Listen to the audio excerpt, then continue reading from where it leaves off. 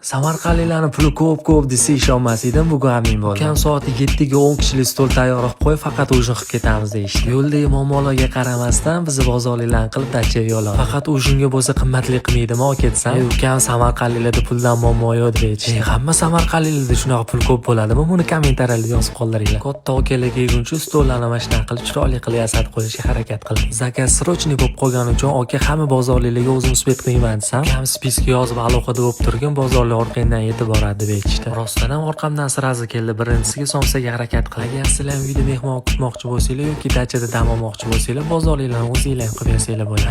Aytgancha orada sparjali salat ham berdik. Undan keyin gretskiga harakat qildi. Faqat ujin bo'lgani uchun narsalarni unaqa ko'paytirmadi. Samarqandda to'ylarni yorib yuborishadi desam, ular dam olishdan ham oldin o'tib ketishdi. Xullas, okalar ham kelishdi, somsalarni ham o'zi kirgizib oldi. Ketidan achchiqqina yarimtadan pastama berdi. Bunaqa ovqatlardan keyin saunaga kirmasak bo'lmaydi deb kirib ketishdi. Ular yo'ligidan foydalanib chizga harakat qildik. Saunada har xil limonad, choy, mevalar bilan mehmon qildi. Basseyndan keyin ukam bitta shashlik yeylik ishgan edi, ko'mirlarni yoqib. Ungacha chizimizdan hir bo'lib pishib. Ukam faqat puli ko'p qizlar bilan emas, bolalar bilan ham dachaga chiqib turganda bizga ham joy berdi. Hammaga xayr.